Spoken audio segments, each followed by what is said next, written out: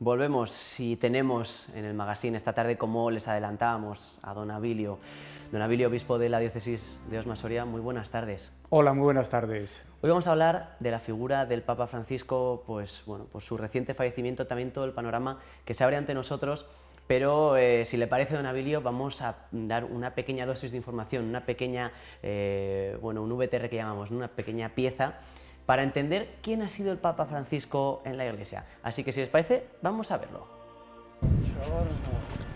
Su llegada al Vaticano fue novedosa como sucesor del primer papa que renunciaba desde el siglo XV. Antes de convertirse en Francisco, el primer pontífice de origen latinoamericano era Jorge, jesuita argentino. El Papa Francisco no ha sido un pontífice exento de polémica. Tras su nombramiento reformó el Código Penal de la Santa Sede y la Ciudad del Vaticano, que aumentó las sanciones contra los pederastas. Los escándalos de abusos a menores han estado siempre presentes. El Papa reconoció en más de una ocasión que la Iglesia falló a la hora de abordar este asunto y proteger a las víctimas. Define la persona humana. Durante su pontificado habló del celibato de la Iglesia, de la relación de esta con las personas divorciadas y de su autorización para perdonar a las mujeres que hubieran abortado. Siempre al lado de los emigrantes, apoyó el Pacto Mundial de las Migraciones, instando a la comunidad internacional a mejorar sus políticas al respecto. Fue además pieza clave para restablecer las relaciones entre Cuba y Estados Unidos, y se convirtió en el primer papa en visitar Myanmar. Los países de minoría católica han estado siempre presentes en su agenda, como Egipto o Emiratos Árabes. En total, 47 viajes fuera de Italia y 66 países visitados. Es un pequeño resumen de estos 12 años de pontificado, desde luego una figura que traía también esas polémicas, ¿no?, en la Iglesia. Yo le quería preguntar, don Abilio, y comenzamos con esta pregunta que le hago, por una pequeña valoración personal sobre Francisco, sobre este papado, sobre estos 12 años al frente de la Iglesia Católica. Sí, además es una valoración personal porque es el Papa que me hizo obispo, con lo cual en el año 2017, él comienza el 13 de marzo de 2013, y en el año 2017, el 5 de enero, me nombra obispo electo de la diócesis de Osma-Soria. Por eso es un papa al que le estoy enormemente agradecido por haberme confiado el ministerio episcopal y también enormemente agradecido por haber sido esta diócesis, la de Osma-Soria, la que me confió. La valoración personal de este papado es que el Papa Francisco es un hombre con carisma, no ha dejado indiferente a nadie. Ciertamente, como escuchábamos ahora, sus decisiones han traído más de una polémica, pero es que era un hombre que no quería nadar a dos aguas, sino que él, cuando las cosas las tenía claras, las decía y las hacía. Ha luchado muchísimo por dar una imagen del papado mucho más cercano, mucho más humano, por acabar con la lacra de los abusos en el seno de la Iglesia. Y por eso digo que la valoración personal después de estos 12 años del Papa Francisco creo que han sido unos 12 años interesantes para la Iglesia Católica. Interesantes y como decía, no dejaba a nadie indiferente con sus declaraciones. Siempre se ha mostrado como también un Papa cercano, un Papa que ha promovido toda esta serie de ideas y que en cierta medida ha conseguido que conforme avanzaban los tiempos, ¿no?, y más estos 12 años que parece que los cambios han sido de una celeridad mucho mayor, ¿no?, que ha conseguido acercar a la Iglesia también a esa sociedad que ha ido cambiando tanto a lo largo de los años, y eso supongo que se habrá visto también a nivel provincial en la diócesis de Osma-Soria. Sí, el Papa Francisco tenía claro que se había dado un cambio cultural en la sociedad y que también se había dado un cambio en la Iglesia y que por lo tanto los años de papado que él tenía eran para gestionar, diríamos, este cambio que se daba, ¿no? Él ha querido una iglesia más participativa, una iglesia más cercana, y eso ha redundado también en nuestra diócesis de Osma-Soria, lógicamente, en nuestra provincia, en el estilo también de una iglesia en la que hemos querido la participación de todos. Vamos despacio, vamos poco a poco, pero él nos ha insistido muchísimo en que la iglesia es de todos, en que la iglesia cabemos todos y que por lo tanto la debemos hacer entre todos. Eso significa que yo como obispo, junto con mis colaboradores más cercanos, sacerdotes, etcétera, pues hemos intentado que la iglesia de Osma-Soria esté muy cerca de los problemas. En la pandemia pusimos algunas de nuestras instituciones, de nuestros edificios al servicio de la sociedad. Valoramos cada vez más el papel del laico, su protagonismo y el de la mujer. Ciertamente lo que el Papa ha querido para la Iglesia Universal, nosotros lo hemos intentado vivir también en nuestra diócesis de Osma-Soria. Ahora bien, creo que no seré el único al decir que da esa sensación de que esos cambios no se dan en 12 años, probablemente no se den en 20, son cambios que duran mucho más, ¿no? Que son más dilatados en el tiempo.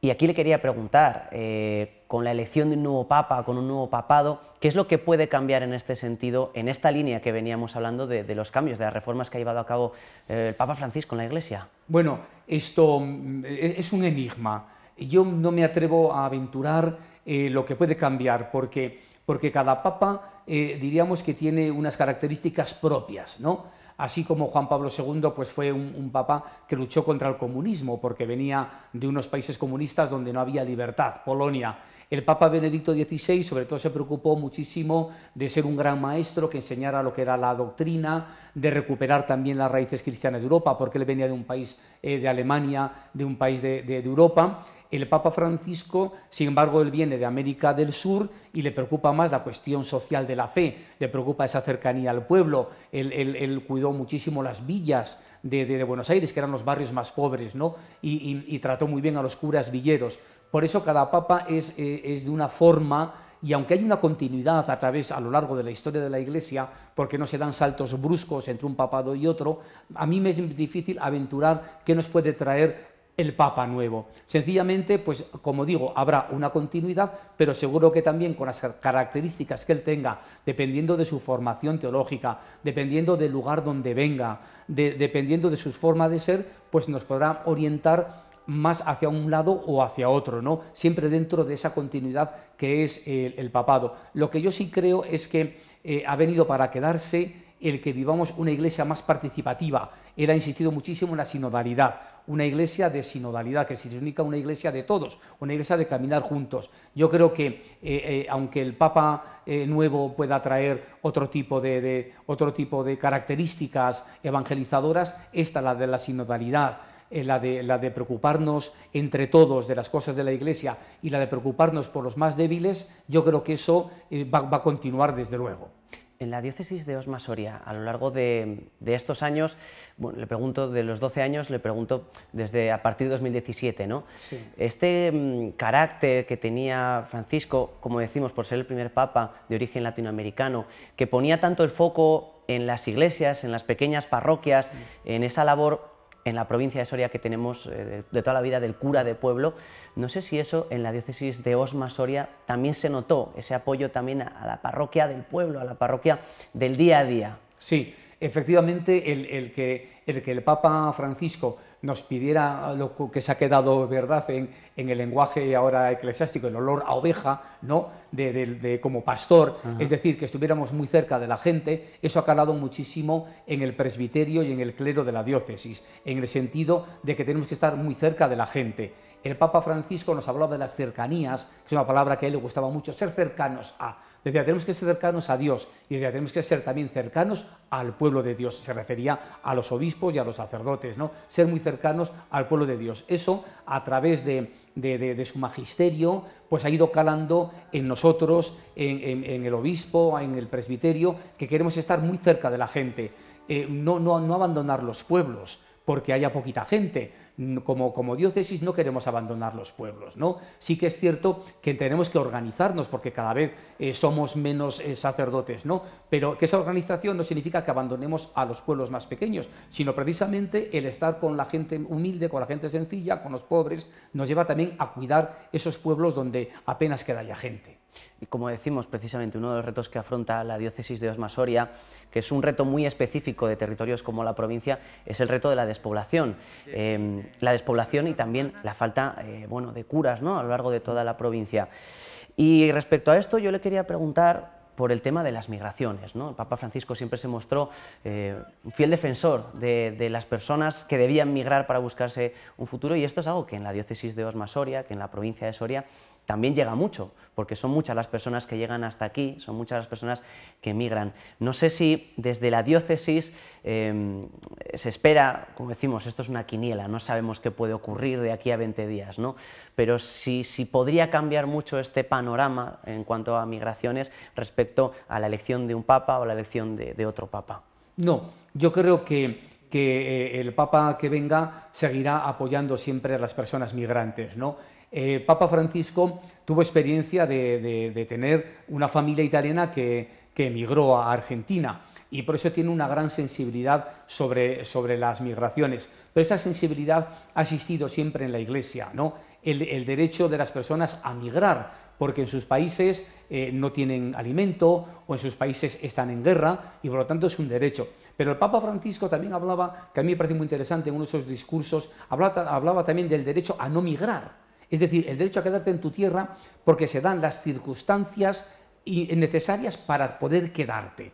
Esto significa que no solamente la Iglesia y la sociedad tenemos que trabajar para que las personas migrantes que no les queda otro remedio que marchar de sus países sean bien acogidas, recibidas, protegidas y acompañadas en los lugares donde migran, sino que también trabajemos para que haya una solidaridad entre el norte y el sur. A él le preocupaba mucho lo de las diferencias entre el norte, el hemisferio norte y el hemisferio sur, ¿no? Que tenemos que trabajar para que haya una solidaridad, un compartir entre el norte y el sur, de tal manera que aquellas que se den unas condiciones tan buenas en la sociedad que el que no quiera marcharse de su país tenga también derecho a no marcharse. Creo que es un concepto importante también que a lo mejor no se ha resaltado tanto del Papa Francisco. El derecho a migrar, pero también el derecho a no migrar. Y esto me parece especialmente relevante en una provincia como la de Soria. Si se dan cuenta, los símiles respecto a las preocupaciones que tenía Francisco, ¿no?, con los países en vías de desarrollo, con lo que es nuestra sociedad de la provincia de Soria, la despoblación, el medio rural, son muchas. Es decir, bueno, durante estos 12 años de papado, ¿cuáles son las diferencias que se han podido palpar, que se han podido notar en la diócesis de Osma-Soria? Hablo de iniciativas, hablo de actividades, hablo de cualquier cosa que durante estos 12 años hayan estado relacionadas con estas cosas que promulgaba el Papa. Sí, pues nosotros hemos trabajado muchísimo en la cuestión de estar muy cerca de los pueblos, ¿no? Porque él insistía muchísimo en la cercanía a la gente más sencilla. Después hemos trabajado muchísimo en la acogida de los migrantes, sobre todo teniendo en cuenta que aquellas personas que emigran no solamente tienen derecho al trabajo, al techo, etcétera, sino que también tienen derecho a una vivencia religiosa. Y para nosotros los cristianos de Osma-Soria, los migrantes que vienen católicos, como yo insisto muchísimo en que cuando vienen a las parroquias no vienen a una casa extraña, sino que vienen a su propia casa, ¿no? Para el término católico significa universal, es decir, que los católicos nos reconocemos como hermanos, lo mismo que seamos de Soria, que seamos de Ecuador. Entonces, esa acogida del Papa hacia los migrantes, pues ha hecho también que nosotros, como diócesis de Osma-Soria, queramos acogerlos, aquellos en sus necesidades, para aprender el lenguaje, el español, o bien para buscarles vivienda, que todo eso lo hacemos desde la dimensión caritativa. Pero también hay una dimensión que es religiosa para muchos que vienen católicos, que queremos que se sientan en Soria, en sus parroquias, como en sus casas. Hemos hablado del legado que ha dejado el Papa Francisco y durante estos días son muchas las personas que están pegadas a la televisión, pendientes de lo que ocurre en el Vaticano. Si les parece, vemos precisamente qué es lo que está ocurriendo durante estos días, qué es lo que va a ocurrir durante los días que llegan. Vamos a verlo. Francisco simplificó el año pasado las normas que rigen el funeral de un papa, sabiendo que el suyo sería el primero en celebrarse con esa modificación. Sí que será multitudinario como en otras ocasiones. Se espera una afluencia similar al de Juan Pablo II de 2005, cuando 300.000 personas abarrotaron la plaza de San Pedro. La representación oficial de España estará formada por los reyes, las vicepresidentas María Jesús Montero y Yolanda Díaz, el ministro Félix Bolaños y el presidente del Partido Popular, Alberto Núñez Feijóo. Lo oficiará el cardenal decano Giovanni Battista Re, un purpurado italiano de 91 años, y no utilizará las expresiones como sumo pontífice por expreso deseo de Francisco, sino que se referirá a él como papa u obispo de Roma. Después de la misa exequial, se trasladará el féretro desde el Vaticano hasta la Basílica de Santa María la Mayor, en Roma, siguiendo la voluntad de Francisco de recibir sepultura allí. Acudía con frecuencia a rezar a la Virgen en esta iglesia, como hizo el pasado 12 de abril. Será el 8º papa enterrado en este templo. El 8º papa enterrado en Santa María la Mayor, en Santa María la Mayore. Hasta este sábado tendrá lugar la capilla ardiente, donde alrededor de 200.000 personas, ¿no?, se esperaban que fueran a venerar su cuerpo. Ahora bien, después del sábado, después del entierro, nos queda por delante una semana en la que van a ocurrir cosas en el Vaticano, en el que el mundo estará pendiente del Vaticano. Hablamos del cónclave. ¿Qué es esto del cónclave? Sí, bueno, esto, como acabamos de escuchar, ¿verdad? Primero se procede al funeral del Santo Padre, que va a ser este sábado a las 10 de la mañana y que por deseo expreso va a ser enterrado en Santa María la Mayor, que es una basílica, lo quiero decir, que es una basílica muy española. Es cierto. Una basílica muy española. Y él ha elegido ser enterrado en Santa María la Mayor por su devoción a la Virgen. Él lo tenía muy claro, que quería ser enterrado ahí, y cada vez que hacía uno de esos viajes por el mundo, iba primero a Santa María la Mayor a rezar, y cuando volvía del viaje, iba también a Santa María la Mayor para rezar. Una vez terminado el funeral del Papa, este sábado que comienza a las 10 de la mañana, tendrán lugar durante unos cuantos días lo que se llaman las congregaciones generales. Las congregaciones generales son la reunión de todos los cardenales del mundo, también aquellos que pasan de 80 años pueden asistir a las congregaciones generales, y allí comienzan ya a preocuparse los cardenales de cómo está el mundo, de cómo está la Iglesia y cuál podría ser el Papa más adecuado. ¿Qué perfil? No hablan de personas, sino de perfil. ¿Cuál debería ser el perfil del Papa que afronte la situación actual, tanto del mundo como la Iglesia?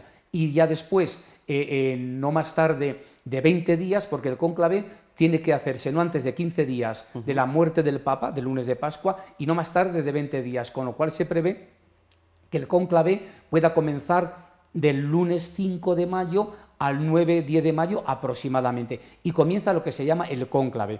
En el cónclave solamente entran ya los cardenales electores, es decir, aquellos que tienen menos de 80 años. Los mayores de 80 años ya no pueden entrar en el cónclave, entran en las congregaciones generales, que son muy importantes, porque ahí comienzan ya, como digo, a debatir sobre cómo puede ser el perfil del Papa. Claro. Y ya allí, en el cónclave, en la Capilla Sixtina, un lugar privilegiado para elegir al Papa, porque es una maravilla la Capilla Sixtina, allí, pues con toda una normativa que fue establecida por San Juan Pablo II, aunque después la cambió Benedicto XVI un poco, y también el Papa Francisco la ha cambiado un poco, con toda una normativa bien marcado, pues se dice cuántas elecciones tiene que haber, cuántas por la mañana, cuántas por la tarde.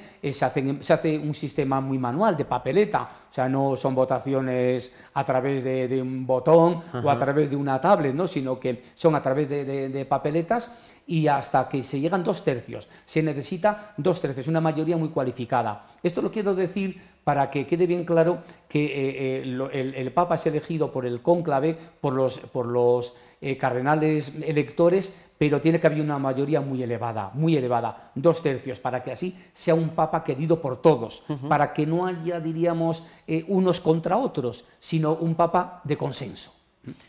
Perfiles. Hemos hablado de que, bueno, en las congregaciones, en el cónclave, se habla de perfiles, no se habla de nombres concretos.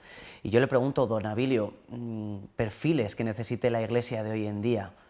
Sí, yo creo que el perfil que necesita un Papa, como digo, son los que ha dejado el Papa Francisco. Yo creo que tiene que ser un Papa cercano, un Papa preocupado por las realidades sociales, ¿no?, pero también por las realidades doctrinales, ¿no?, que conjugue un Papa, que conjugue tanto la cuestión doctrinal como la cuestión social, y que sea un Papa también de la cercanía. Un Papa valiente, que afronte los retos que tiene el cristianismo, sobre todo en Europa, porque no hay que olvidar que el cristianismo está creciendo. Nosotros tenemos la visión muy europeocentrista, ¿no? Porque somos de Europa, donde el cristianismo está bajando. Sin embargo, en África y en Asia el cristianismo está subiendo. Entonces debe ser un papa también que afronte los retos que tenemos de evangelización, que siga también trabajando. Yo creo que comenzó con Benedicto XVI, pero el Papa Francisco también ha sido muy valiente a la hora de luchar contra la lacra de la pederastia. Eso se va notando en que cada vez las iglesias vamos teniendo mejores protocolos para que no ocurra, no solamente cuando ocurre qué hacer, ojalá tengamos todo preparado para que no ocurra nunca, eso sería lo ideal, ¿no? Y se nota que él ha insistido mucho, que ha hecho un montón de documentos diciéndonos cómo teníamos que actuar, y después, aunque hay fallos en esta vida, ciertamente creo que estamos trabajando para que esto no vuelva a suceder y no vuelva a ocurrir. Es decir, la Iglesia Católica de hoy en día necesita un sumo pontífice que vaya en la línea de estos 12 años de pontificado del Papa Francisco. Yo creo que sí, que esta línea del Papa Francisco, del Papa cercano, del Papa humano, del Papa que tenía muy en cuenta todas las dimensiones sociales, es una maravilla la encíclica Fratelli Tutti. Ahí habla de las 3 T's, si no me falla la memoria, ¿no? El derecho a tierra, el derecho a techo y el derecho a trabajo, ¿no? Entonces esa conexión con la realidad social es muy importante. También las cuestiones doctrinales, como no, lo que nos afecta a la doctrina de la Iglesia, ¿no? A la moral, etcétera, pero que sea un conjunto, no solamente fijarse en un aspecto del mensaje cristiano, sino tener un concepto global del mensaje cristiano que es doctrina, pero que también es praxis. Aquí en Europa, aquí en España, en la provincia de Soria, no sé si uno de los principales retos es también acercarse a las nuevas generaciones, a los jóvenes. Sí. ¿Cómo se puede hacer esto? Bueno, esto yo creo que es un reto para toda la Iglesia en Europa, acercarnos a la gente más joven. Es muy difícil esto. Sí que lo intentamos, ¿no? Hay una delegación de pastoral juvenil con una serie de actividades, como puede ser Camino de Santiago o JSMJ, Jornadas Mundiales de la Juventud. Ahora va a ir un buen grupo de jóvenes al jubileo de los jóvenes en Roma, pero es un tema difícil porque la juventud siempre ha estado un poquito más lejos de la Iglesia, porque está más preocupado por sus estudios, está más preocupado por su salida profesional. Después, con el tiempo, se va un poco uno asentando y tiene como más cosa para la Iglesia y para Jesucristo. Es un reto, no lo tenemos fácil a todos los niveles. Además, yo creo que la pastoral juvenil, que el estar con los jóvenes, exige muchísimas fuerzas para estar con ellos, para tratar con ellos directamente. El joven exige, en el mejor sentido de la palabra, cercanía, que se le atienda, que se le escuche, y eso pues nos cuesta, porque cada vez somos menos, porque nos vamos haciendo mayores y nos cuesta. Pero aún así, como digo, para la diócesis de Soria la pastoral juvenil sigue siendo muy importante. Tenemos una pastoral de adolescentes, más que juvenil, con el problema de que los jóvenes en Soria, después de terminar el bachillerato, muchos marchan. Y todo ese proceso que hemos iniciado con ellos desde los 15 y 16 años queda cortado porque se marchan a otras provincias, a otras ciudades, a estudiar en la universidad. Pero, como digo, es algo que lo tenemos muy presente, que vamos haciendo nuestros pequeños intentos, y aunque los frutos no sean grandes, pero no estamos de brazos cruzados, ¿eh? Seguimos intentando estar cerca de los jóvenes y transmitir un poco lo que puede ser el mensaje de Jesucristo. Don Abilio, son retos importantes los que afronta la Iglesia en un momento histórico como este, en un momento de cambio, en unos años en los que esos cambios cada vez son más bruscos, son más acelerados, en unas nuevas generaciones que cada vez tienen, bueno, también unas inquietudes diferentes, ¿no?, a las que venían registrando las generaciones anteriores. Son tiempos muy interesantes los que nos toca vivir, y bueno, apuntar también en casa esa fecha, a partir del 5 de mayo, ya ese cónclave que podrá dar inicio, y a partir de entonces otro momento histórico que comienza, otro momento de mirar al cielo del Vaticano esperando esa fumata blanca y la incertidumbre de saber quién será el nuevo sumo pontífice, el nuevo papa. Don Abilio, muchísimas gracias. Desde luego que este asunto lo seguiremos tratando aquí de cerca en la 8 Soria y esperamos contar con su presencia a lo largo de los próximos días, porque, como decimos, es un momento histórico en todo el mundo. Don Abilio, muchísimas gracias por venir hoy aquí. Muchísimas gracias y buenas tardes.